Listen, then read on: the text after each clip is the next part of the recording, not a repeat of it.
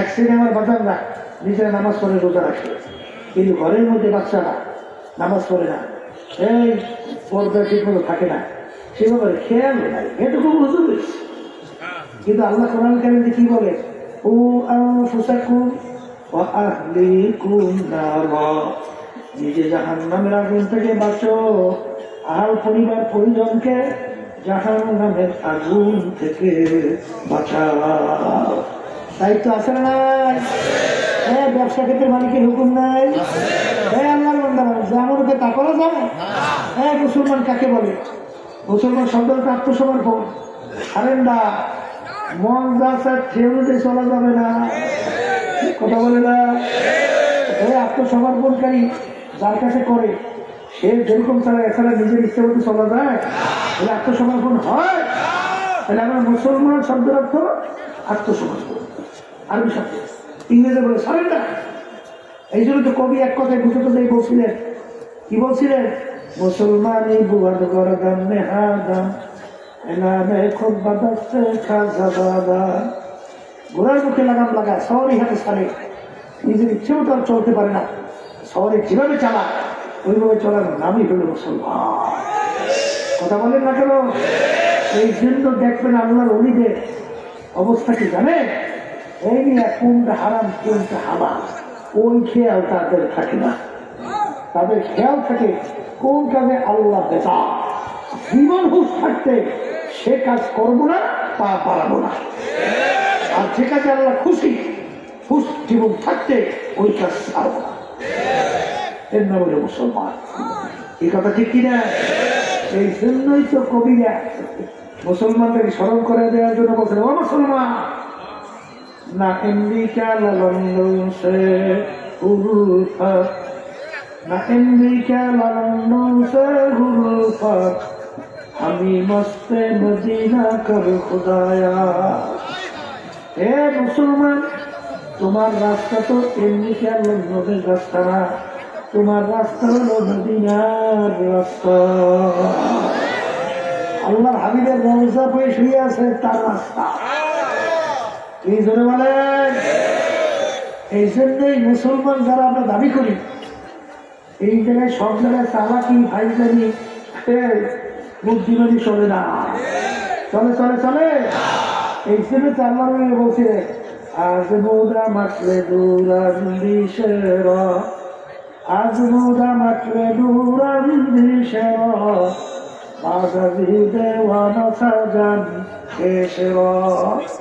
মালিক ভালো করে চিন্তা ভাবনা করে দেখলাম, যদি আমি আমার নিজের বুদ্ধি জ্ঞান অনুযায়ী চলি, আমার ধ্বংস অনিবার্য।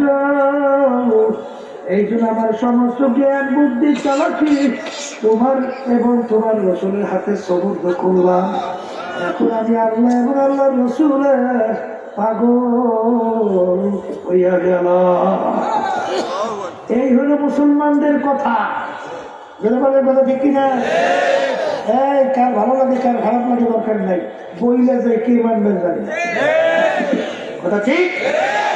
এরপরে বাজানদেরকে বলো, ব্যবসার ক্ষেত্রে অনেকে নামাজ পড়ে রোজা রাখে, ওদিকে তাহাজ্জুদের নামাজও পড়ে, তাসবিহিয়া মাওলার জিকিরও করে, ওদিকে টাকা পয়সা বাড়াবার জন্য, সম্পদ বাড়াবার জন্য ব্যবসাকে সুদের সঙ্গে জড়ায়।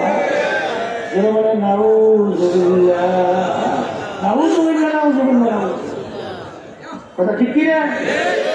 কপাল করা শুধু 70টার মতো বোঝা, কিয়ামতের মধ্যে আল্লাহ মুহাম্মদের নজরে তাকাবে না। শুধু আহাল্লাহুল বাইআ ওয়া হারামার রিবা। এগুলো হাদিস সাল্লাল্লাহু আলাইহি ওয়াসাল্লাম ছিলেন, সাহাবায়ে কেরামরা ছিলেন। কপাল করা এই বাংলাদেশের মধ্যে দেখো না, নাস্তিকরা কিভাবে আধিপত্য বিস্তার করছে, দেখেন না? কিছু দেখেন না? চোখে দেখেন না? হ্যাঁ, এই যে আওয়ামী লীগের সময় ক্লাস 6 থেকে প্রায় শুরু করিয়া একেবারে MA মাস্টার ডিগ্রি সব ক্লাসের মধ্যে প্রায় ডারউইনের থিওরি ঢুকাইয়া দিয়েছিল। ডারউইন বলছিল মানুষ আল্লাহ সৃষ্টি করে নাই, মানুষ বানর থেকে সৃষ্টি। কি বলছে? জোড়ায় জোড়ায় যৌনতা এগুলো শিখায় বাচ্চাদের। এই সব সিলেবাসের ভিতরে ঢুকে বাংলা কিছু বোঝে? হ্যাঁ, এই দেশের মধ্যে কত দিন নকশা ইসলামকে ধ্বংস করার চলছে। বসে বসে নাকে তরুণ দিয়ে ঘুমান।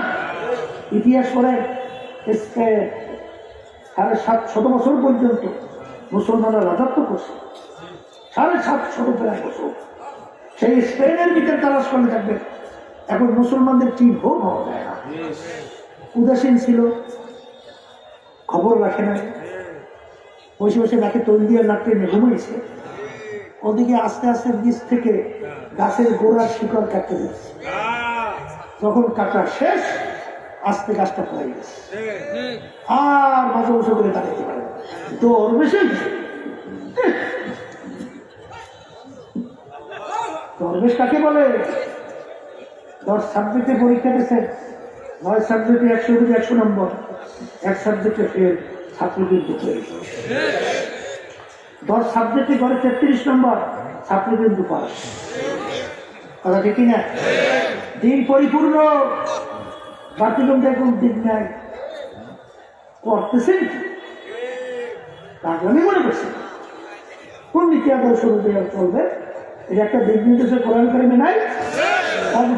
তাগুত, আমার মালিক বলে তোমরা তাগুত থেকে বাঁচো। তাগুত অস্বীকার। তাগুত তাকে বলে এই মানব রচিত কুকুরি তন্ত্র মন্ত্র, তাগুতের ভিতরে একটা বড় তাগুত। কথা পায় না, এখানে লাগবে কি লাগবে না? এই যদি রাষ্ট্রীয় পর্যায়ে ইসলাম ক্ষমতায় না থাকে, তাই কোরআনুল কারীমের মধ্যে রাষ্ট্র পরিচালনার যে আইনগুলো আছে এগুলো বাস্তবায়ন করা যায়?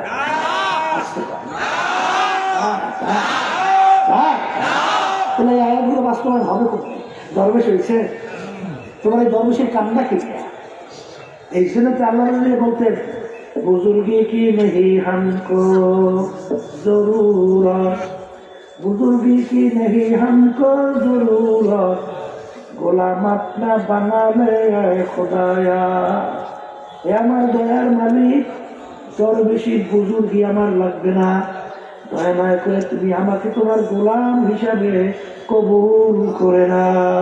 আর গোলাম মানে কি? প্রতিটা ক্ষেত্রে মালিকের হুকুম মানা।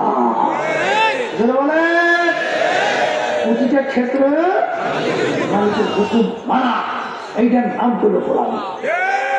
কথা ঠিক না? এই যে আমার বাজানদেরকে বলবো, ইনিল হুকমু ইল্লা লিল্লাহ।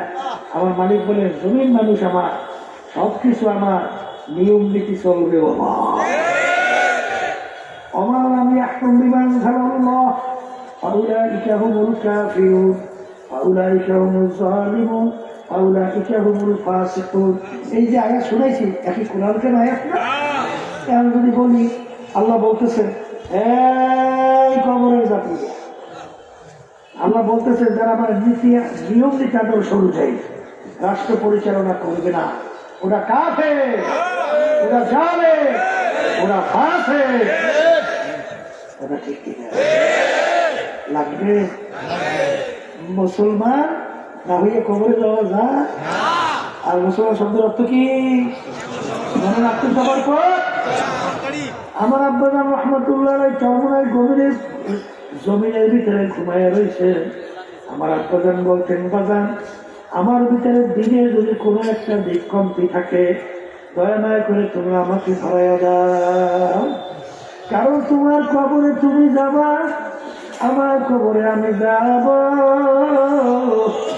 তোমার কবরের প্রশ্নের উত্তর তুমি দেবো, আমার কবরের প্রশ্নের উত্তর আমি দেব। খোদা না কাছে আমার মালিক যদি বলেন মুসলমান না হইয়া কবরে আসার জন্য নিষেধ করছিলাম, আর মুসলমান বলা হয় আত্মসমর্পণ, তাইলে তুই এই দিক মানছ, এই দিক কেন মানো নাই? এই উত্তর দে। আর উত্তর দেওয়ার কোনো সুযোগ নাই। তখন আল্লাহর হাবিব বলে, উত্তর যদি সঠিক হইয়া যায়, মান রাব্বুকা ওয়া মা দীনুকা ওয়া মান নাবিয়ুকা, এই 3 প্রশ্নের ভিতরে যদি ঠিক মতো উত্তর দেওয়া যায়, তাহলে আল্লাহ রাব্বুল আলামিন ফেরেশতাদেরকে বলবেন, আমার বান্দা বান্দি সঠিক উত্তর দিছে, ওদেরকে এই পোশাক থাকবে না, বেহেশতের পোশাক পরাও। ওদের কবরে এইটা থাকবে না, জান্নাতের বাগান বানায়া দাও। বেহেশতের বাগান। কথা ঠিক না ঠিক? আর উত্তর যদি ঠিক মতো না দেয়, যদি না যেতে পারো মান রব্বুকা, তখন জিজ্ঞাসা করবে তোমার রবকে, কে তোমাকে লালন পালন করছে, কে তোমাকে রেজেক দিয়েছে, কে তোমাকে চক্ষু দিয়েছে, কে তোমাকে কথা বলার শক্তি দান করছে, কে তোমাকে হাত পাও দান করছে, কে এই নেমাতকে দান করছে। যারা দুনিয়ায় থাকা অবস্থায় স্বাধীনতা পাইয়া যারা সর্বক্ষেত্রে আমার মালিকের রব মানতে পারো নাই, তারা তো আর উত্তর দিতে পারবে না। বলবে হালা আদরি, আমি তো জানি না আমার রবকে।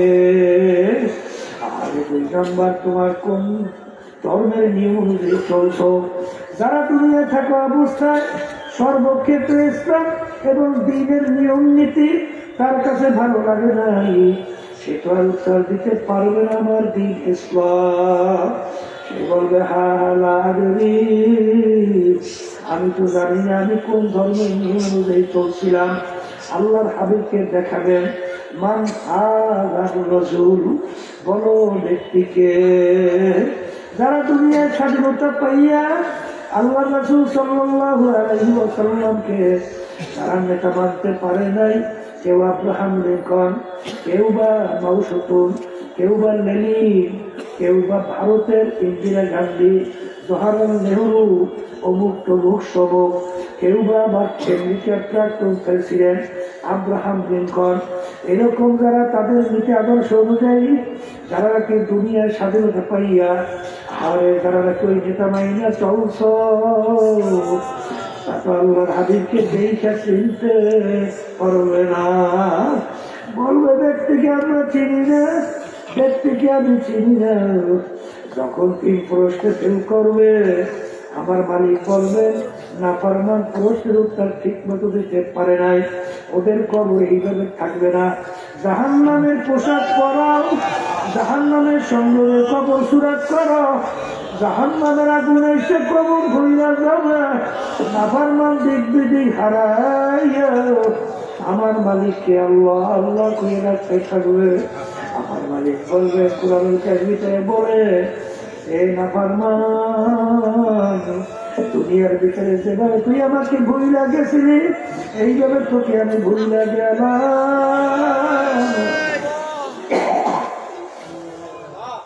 শত শত বছর তুই আমাকে ডাকতে থাকবি, আর তোর কাছে জবাব দেব না।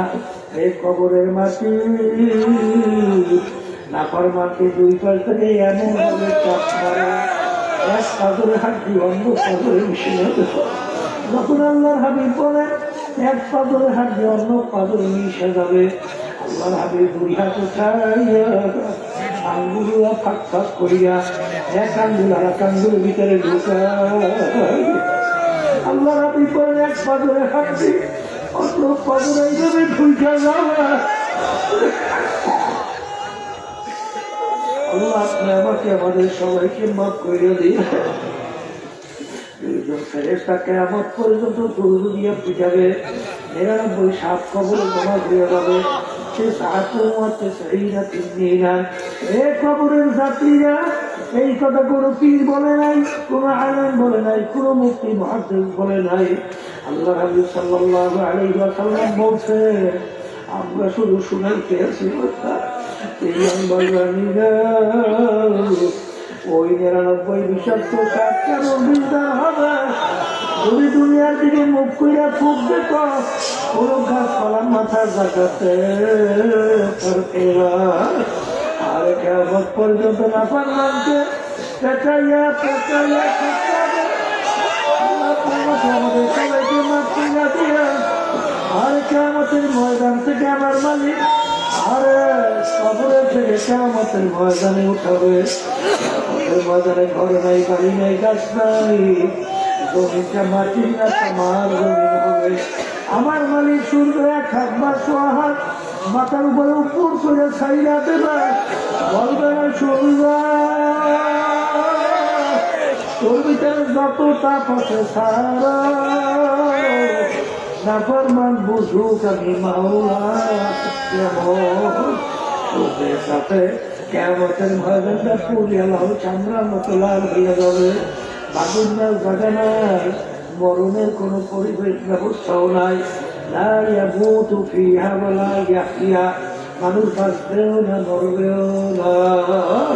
বাজার ওই সময় 7 প্রকার লোককে আমার মালিক যদি কোনো ছায়া থাকবে না, সেদিন 7 প্রকার লোককে আমার মালিক গাইকা তার স্পেশাল আরো সে ছায়া দান করবে। এর ভিতরে ওই এক শ্রেণী আল্লাহর বান্দা বান্দিরা হুব্বু ফিল্লাহ মুগ্ধু ফিল্লাহ, তারা দুনিয়ায় থাকা অবস্থায় সম্পর্ক মোহাব্বত রাখবেও আমার মালিকের রাজি খুশির জন্যে, এবং সম্পর্ক মোহাব্বত ছাড়বেও আমার মালিকের রাজি খুশির জন্যে। এই শ্রেণী আল্লাহর বান্দা বান্দিদেরকে আমার মালিক গাইতে গাইতে তার স্পেশাল আরো সে ছায়া দান করবে। যদি কোনো ছায়া থাকবে না, নাফরমানদের তালুকা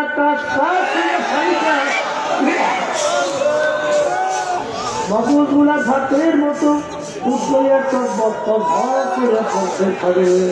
সেদিন কোনো ছায়া থাকবে না, একমাত্র আল্লাহ স্পেশাল আরো সে ছায়া ছাড়া। সেদিন 7 প্রকার লোককে আমার মালিক ডাকবে, তারা স্পেশাল আরো সে ছায়া দান করবে। তার ভিতরে এক শ্রেণী আল্লাহর বান্দা বান্দি যারা দুনিয়ায় থাকা অবস্থায় মহাব্বত সম্পর্ক রাখবেও আল্লাহকে রাজি খুশির জন্যে, এবং সম্পর্ক মহাব্বত ছাড়বেও আমার মালিকের রাজি খুশির জন্যে। এই আল্লাহর বান্দা বান্দিদেরকে আমার মালিক গাইকে তার স্পেশাল আরো সে ছায়া দান করবে। এ যুবক আমার বাবারা, এ আল্লাহর বান্দারা, এ মুরব্বী আমার বাবারা, এ পর্দার আড়ালের মা বোনেরা, যেদিন কোনো ছায়া থাকবে না, 7 প্রকার লোককে আমার মালিক গাইকে ছায়া দেবে। এদের এক প্রকার হুব্বু ফিল্লাহ বুগদু ফিল্লাহ, তারা দুনিয়ায় থাকা অবস্থায় মোহাব্বত রাখবেও আল্লাহর রাজি খুশির জন্যে, ছাড়বে আল্লাহর রাজি খুশির জন্যে। সেদিন আল্লাহর আরশে ছায়া কে কে চাও? আল্লাহ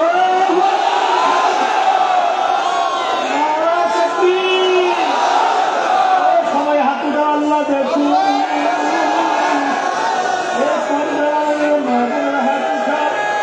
আল্লাহ দেখুন, কবুল করে নেন।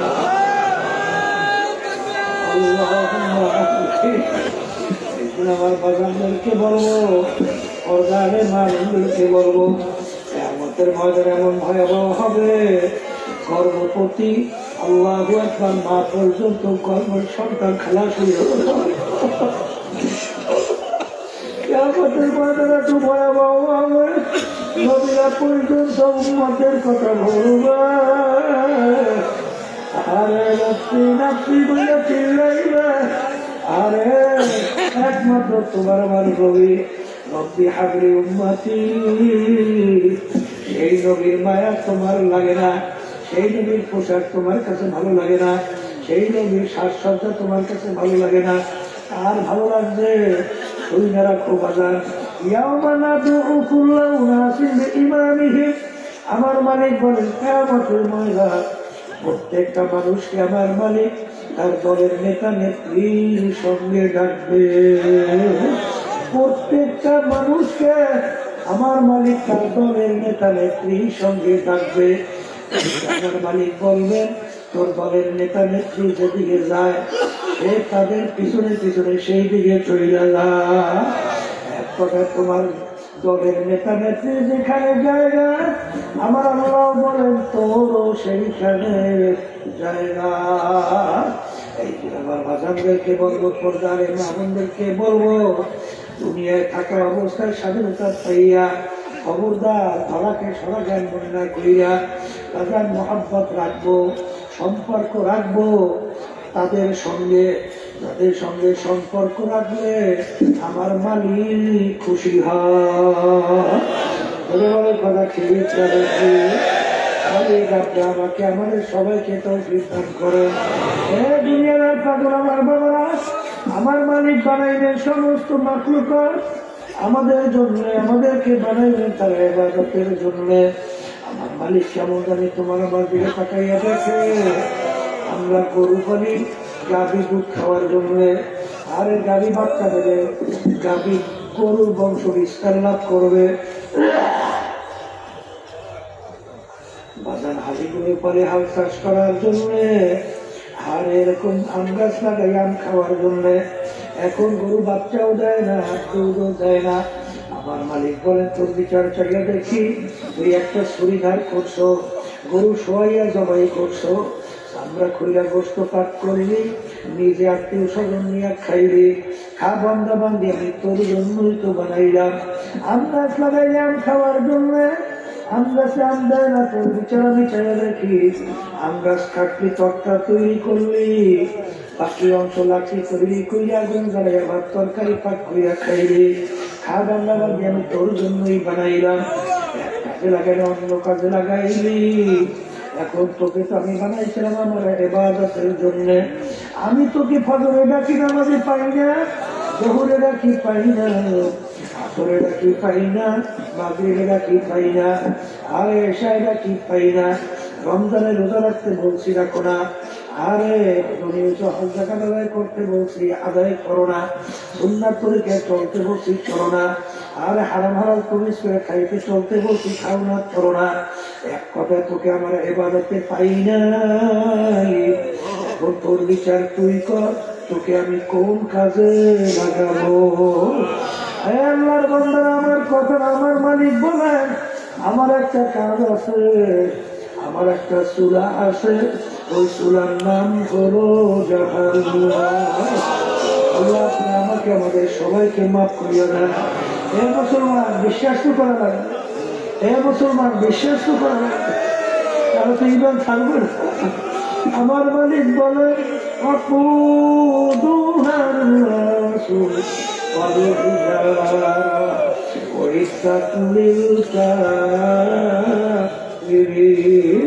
আমার মালিক বলেন, আহারে আমি জাহান্নামের আগুন জ্বালাবো মানুষ এবং পাথর দ্বারা। আল্লাহ আপনি আমাকে আমাদের সবাইকে মাফ করিয়া দিয়ে, এ দুনিয়াদার পাগল আমার বাবারা, এক শ্রেণী আল্লাহর বান্দা বলি দুনিয়ার মধ্যে আছে। আমার মালিক বলেন, তাকুশা ইলমিন হুদুদুল্লাযীনা ইয়াখশাউনা রাব্বাহুম সুম্মা তালিনু জুলুদুহুম ওয়া কুলুবুহুম ইলা যিকরিল্লাহ। এক শ্রেণী আল্লাহর বান্দা বলি এরকম দুনিয়া আছে, যখন তাদের পিছনের গুনার কথা মনে পড়ে, গুনার কথা মনে পড়ে, জাহান্নামের কথা যখন মনে পড়ে, তাদের শরীরের চামড়া থরথর করে, তাদের কলকটা বিচলিত হয়ে যায়, থরথর করে কাঁপতে থাকে। আল্লাহর বান্দারা, পর্দারে মা বোনেরা, গুনার পর গুনাহ কইরা যাইতেছি, তোমার তো একদিন পশম লঙ্ঘ না, একটু চামড়াটাও তো একটু থরথর করে কাঁপলো না, তাইলে বোঝা গেল এখন পর্যন্ত কামেল মুমিন হইতে পারো না। এই জন্য আমার বাগানদেরকে বলবো, পর্দারে মা বোনদেরকে বলবো, আমার মালিক বড় দয়া, বড় মায়া। আমার মালিক কিন্তু বান্দা বান্দার দিকে রহমতের নজরে তাকায়। বান্দা মালিক কখন আমাকে আল্লাহ বইয়া ডাক দেবে, ডাক দেওয়ার সঙ্গে সঙ্গে আমি ওর ডাকে সাড়া দেব, ওকে তাই আমার কুদরতি করে জানা দেব। আর বান্দাবান্দি মনে রাখি, তুই যখন আমাকে ডাক দেওয়ার মতো ডাক দিবি, আর আমি তোকে শয়তানের হাতেও দেব না, জাহান্নামেও ফেলাবো না, তোকে আমি ধোয়াইয়া আমার কুদরতির কোলের মধ্যে জায়গা না দিয়া পারবো না। আমার বাজারদেরকে বলবো, পর্দারে মা বোনদেরকে বলবো, নেকের কাজ বাড়াও, ইমানকে মজবুত করো। আর এই জন্য এই তরিকা এই তরিকার 5 ঔষধ পরীক্ষামূলক একটু পালন করিয়া দেখো, আল্লাহর ফজল করবে, দেখবা দিন আর দিন তোমার দিল নেকের দিকে জমবে, গুনার থেকে ফেরবে। আগে চোখে পানি ছিল না, এখন আল্লাহর ফজল করবে, বাজার চেষ্টা করিয়াও চোখের পানি ফিরাইয়া রাখা যায় না। দেখা চেহারা দিকে তাকাইয়া যখন গুনার কথা মনে পড়ে তখন এই বন্যা বান্দির চোখ দিয়ে বাইয়া বাইয়া পানি পড়ে আর মাঝে মাঝে ডাক দেয়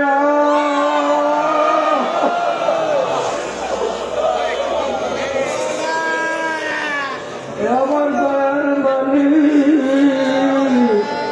দয়াময় করে একটু রহমতের নজরে আমার দিকে তাকায় মালিক আরে আল্লাহ কাবিনা বিবংশায় বরআবে ইয়া তামাসিরে কামামুরে আওয়া এ আমার দয়ার মালিক আমার দিকে একটু তাকাইয়া দেখো আমি হচ্ছে আমার জিলজিলের ভিতরে শিকারের মধ্যে রশির মতো আবদ্ধ হইয়া গেলাম তুমি দয়াময় করে যদি আমাকে রশি থেকে শিকল থেকে পরিত্রাণ না দাও মালিক আমার কোনো উপায় নাই এই জন্য সবসময় আল্লাহ হইয়া বলতে طاعة توفيق طاعة حمزة طاعة توفيق طاعة حمزة يا أمانة وإجابة حمزة এ দুনিয়ার পাগল আমার বাবারা আমার মালিক যখন ইস্তেমার মাটি নিয়ে আসেন আমার মালিক বড় দয়া বড় মায়া দেবতাকে ভাঙ্গ আর মালিকের দরবারে আল্লাহ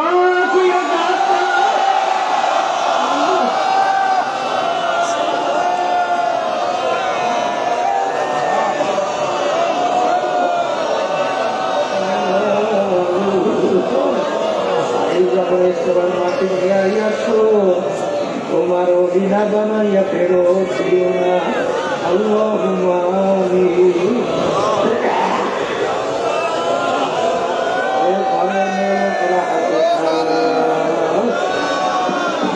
কথা মনে করো দুই চোখে করে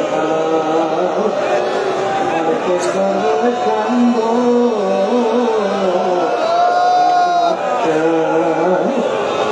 যদি কান্না মাঝে মন দিল একদিনের ঘরে গন্ধ দিয়ে নতুন বউ হয়েছিল কত মেয়ে সরমত খাওয়াইল কত মেয়ে বাতাস করল এমন একটা দিন আসবে এই ঘরে দরজা দিয়ে মরার লাশ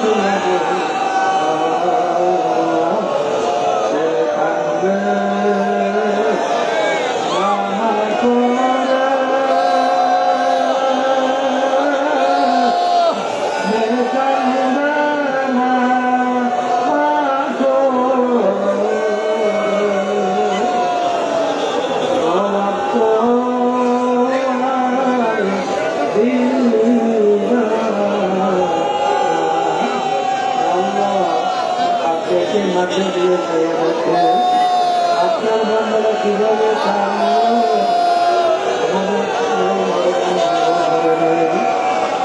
করে বসছি রে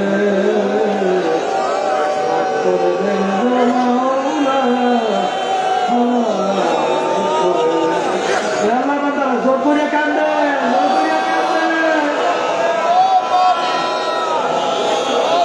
কান্না না আসলে মুখটা তো বেরিয়েছিলাম সেটা আল্লাহ দেখো